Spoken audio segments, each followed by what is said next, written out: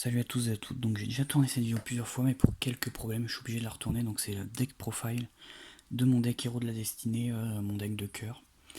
Donc je vais aller vite, mais voilà, décimeur de terreur, donc lui, quand il est invoqué, il prend 100 par monstre héros dans le cimetière et il, il booste aussi les monstres qui sont pointés, donc les 3 en dessous, donc c'est des très bonnes zones. Croiseur de la croix qui est essentiel dans un deck héros de la destinée qui, quand il est invoqué, par lien, il permet de spé un héros de la destinée du cimetière. Donc c'est parfait pour faire direct une lien 3 avec 2 monstres. Conducteur numérique qui est le moins utilisé. Alors, quand un monstre héros est invoqué spécialement dans les zones qui pointent, donc en dessous généralement, ou au-dessus s'il était invoqué avant, il permet de tuto un... Ah oui, et décimeur de terreur, il est perce défense aussi. Il permet de tuto un changement de masse depuis le deck. Non, et de poser soit une polymérisation, soit un changement de masse depuis le cimetière sur le terrain, donc c'est pas mal. Et quand il est détruit, on peut spé un monstre héros depuis la main, donc c'est bien aussi. La Witch dans un deck ténèbres, forcément, donc elle booste de 500 tous les monstres ténèbres. Cerbère, qui permet de détruire une carte en défonçant une carte. Et s'il était collier, je pioche un, donc c'est pas mal. Le combo avec Transcode, Cerbère et décimeur de terreur, donc on met décimeur de terreur, transcode et je vais du coach Cerbère à droite, et comme ça ils sont tous boostés. Je pioche un quand je défausse, enfin, c'est très très bien. Deux dangereux, parce que y a 2 monstres ténèbres dans le deck avec lesquels qui sont pas des héros de la destinée, donc je peux pas faire dystopie. Donc c'est toujours bien. Son effet rapide, c'est que je peux défausser un et envoyer un héros de la destinée au cimetière, et il gagne 200 par héros de la destinée dans le cimetière. Dystopie, quand il est boosté, en effet rapide, on annule le boost, donc il repasse à 2800 et il détruit une carte sur le terrain, c'est très bien. Et quand il est invoqué, je peux décider de cibler un monstre max niveau 4 dans le cimetière héros de la destinée et d'infliger son attaque à l'adversaire, donc c'est pas mal. Dominance, mon monstre préféré, un peu le boss monster numéro 2 du deck parce qu'il y a plasma, mais c'est une autre chose. Lui, il a un effet très très bien, très très handicapant pour l'adversaire. Quand il est sur le terrain, je peux décider une fois par tour soit de regarder les 5 premières cartes du dessus de mon deck, soit les 5 premières cartes du dessus du deck de l'adversaire, les remettre dans l'ordre que je veux. Voilà. Et quand il détruit un monstre de l'adversaire, je pioche un. C'est pas mal. Dragostapelia, qui est excellent, parce que j'ai des monstres ténèbres et des monstres fusion, donc c'est parfait. Et lui, en effet rapide, il peut placer un compteur sur un adversaire, compteur prédaplante, je crois, prédateur. Et donc, lorsque je pose le compteur, si le monstre est plus que niveau 2, il devient niveau 2, il peut pas attaquer et ça annule tous ses effets, donc c'est très bien pour annuler les effets. Trinity, dans un deck hero évidemment, pour faire les OTK, donc quand il est invoqué par fusion, le premier tour, il double son attaque, donc il passe à 5000 et tape 3 fois. Plutôt bien. Loi des ténèbres et Anki, les 2 héros masqués. Donc lui bannit, et quand l'adversaire tuto, tu bannis une carte de sa main au pif, mais ça bannit que les cartes de l'adversaire, donc ça qui est bien. Et Anki qui peut taper directement, mais son attaque est divisée par 2, ou quand il détruit un monstre, tu tuto un changement de main, donc c'est pas mal. Ensuite, le deck, là on passe à la partie tuto du deck, donc. Oula. 3 pertes ténèbres, parce que lorsqu'il est invoqué, on peut invoquer un héros de la destinée avec une attaque inférieure ou égale à la sienne, donc il a 1600, donc c'est très bien, on peut invoquer énormément de monstres. Par exemple, on peut invoquer Piochement, qui lorsqu'il est invoqué par l'effet d'un héros, donc héros de la destinée, c'est un héros de la destinée, pardon, je peux décider que moi et l'adversaire, on pioche un, ou on pioche pas du tout, mais il est SP. Et son deuxième effet, c'est que lorsqu'il est dans le cimetière, qu'il est envoyé dans le cimetière, à la prochaine stand-by, je peux le réinvoquer SP. Et pareil, je peux faire l'effet de son effet, qui permet de piocher. Et lorsqu'il quitte le terrain après qu'il est invoqué par son effet, il est banni. De malveillant, parce que pas plus. 3, je pense que ce serait trop. 2, c'est parfait, ça permet de pas l'avoir en main, et quand on l'a en main, on a aussi plus de chances d'avoir des cartes qui permettent de l'envoyer au cimetière, donc c'est pas mal.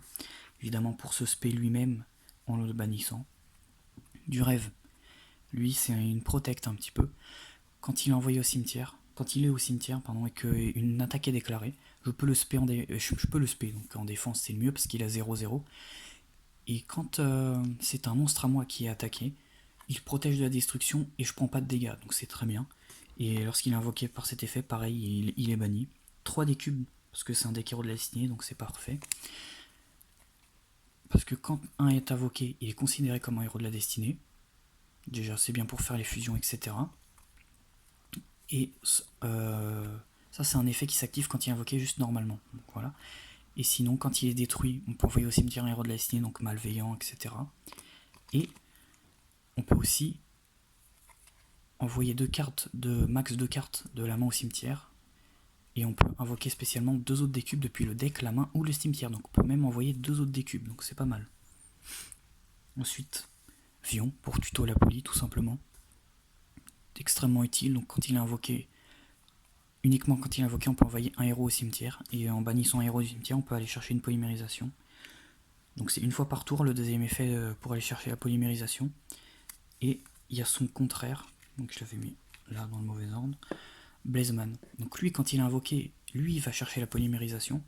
Et une fois par tour, lui, il peut envoyer Brume de l'ombre, enfin un héros élémentaire cette fois au cimetière. Donc on envoie Brume de l'ombre que je vous expliquerai après, mais ce monstre-là, il est limité à un effet par tour et une seule fois par tour. Alors que Vion, c'est seulement... Oui, enfin c'est pareil, mais en jeu, ça se... Mince. Ça se joue pas pareil, on va dire. Parce que lui, c'est une seule fois par tour, un effet par tour et une seule fois le tour. Donc si on a 2 Vions, on peut faire 2 effets. Alors que Blazeman, on peut pas. Brume de l'ombre, quand elle est envoyée au cimetière, on peut aller chercher un héros de la destinée depuis le deck à la main. C'est très très bien. Et quand elle est invoquée spécialement depuis le cimetière, sauf le tour comme Blazeman, son effet c'est un effet par tour et une seule fois le tour. Donc quand elle est spé, cette carte là, on peut aller chercher un changement de masse depuis le deck. Donc c'est très bien. Ensuite, la pioche. Commandant au disque. Bon, c'est une fois par duel, mais c'est quand même très fort quand il est invoqué spécialement du cimetière, sauf le tour où il a été envoyé, parce qu'il ne peut pas être invoqué spécialement le tour où il a été envoyé au cimetière. On pioche 2, mais une seule fois par duel, donc c'est très fort aussi. Son cousin, Céleste. Donc lui, quand il est au cimetière et qu'on n'a aucune carte dans la main, on peut le bannir avec un autre héros de la destinée et on pioche 2 également. C'est très bien. Décideur. Donc lui, x1 parce que pas besoin de plus. Il est très utile, il permet de recycler les héros de la destinée. Donc quand il est invoqué normalement, je peux décider d'aller rechercher à la fin du tour un héros de la destinée. Donc j'active l'effet, je vais pas le chercher. Et quand lui, il envoie, par exemple, s'il est envoyé au cimetière le même tour, je peux aller le reprendre. Et s'il est au cimetière et que je vais recevoir des dégâts d'effet, je peux activer son effet, je le reprends en main et j'annule les effets. Donc c'est très bien. Par contre, je peux utiliser qu'un de ces 2 effets par tour. Dinatag. Donc lui, c'est un petit peu pareil. Quand on reçoit des dégâts, je peux l'envoyer au cimetière. Et j'annule les dégâts, il est 2 joueurs près de 1000, donc c'est pas mal. Et quand il est au cimetière, je peux le bannir et rajouter 1000 points d'attaque à un héros de la destinée. Le boss monster numéro 1, Plasma. Donc c'est un mélange entre Steel Drain et le renoncer. Donc quand il est sur le terrain, donc il y a besoin de 3 sacrifices, mais bon, ça c'est avec mince. Son nom... Ah oui, Epers Ténèbres, c'est une seule fois par tour l'aspect, j'avais oublié de le dire au début. Avec des cubes, c'est extrêmement facile puisque c'est une invocation spéciale, plasma.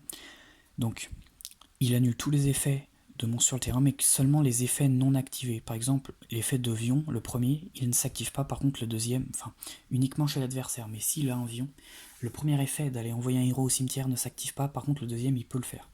Et je peux voler un monstre à l'adversaire, me l'équiper, et je gagne la moitié de son attaque, donc c'est très très bien aussi.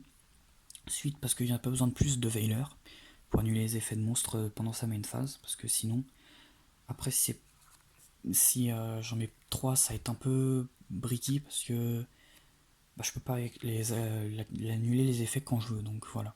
3 polymérisations, parce que c'est un deck fusion et que j'ai que 2 cartes pour la tuto, donc c'est pas mal. Ensuite, 2 changements de masque, pour invoquer Brume de l'ombre et Anki. Et en plus, ils sont tutorisables par 2 cartes. Par une carte, pardon. Pioche de la destinée pour pour piocher tout simplement d'un deck Héros de la Destinée essentiel. Ensuite, un pot d'avarice pour recycler et piocher également. Un renfort de l'armée pour tuto, ça c'est vraiment essentiel dans le deck. Un twin et 2 cyclones cosmiques parce que un twin j'en avais que un, sinon j'en aurais mis 2, et cyclone cosmique parce qu'il bannir c'est quand même bien. C'est même mieux que détruire des fois. Un Monster Reborn, classique. Un Infinite, donc ça c'est très bien, quand vous avez aucune carte sur le terrain, vous pouvez l'activer directement et ça annule les effets d'un monstre. Et quand elle est posée et que vous l'activez, vous pouvez vous annuler tous les effets dans la colonne. Donc vous et votre adversaire. Ensuite, 3 assauts solennels, parce que c'est toujours bien d'annuler les effets de monstres et de les détruire, et ça peut même annuler les effets de monstres bannis ou dans le cimetière, ou dans la main. Donc les entraps, tout ça, voilà. Donc c'est très bien. Force de miroir pour la surprise, et Jarre d'avarice pour recycler les magies et pièges, alors que pause c'est plutôt pour recycler les monstres. Voilà. Donc maintenant je vais passer au side deck. Bon, c'est un side deck un petit peu expérimental, aléatoire. Je n'ai que 14 cartes dedans parce que j'ai une carte qui ne me sert pas, donc je l'ai enlevée.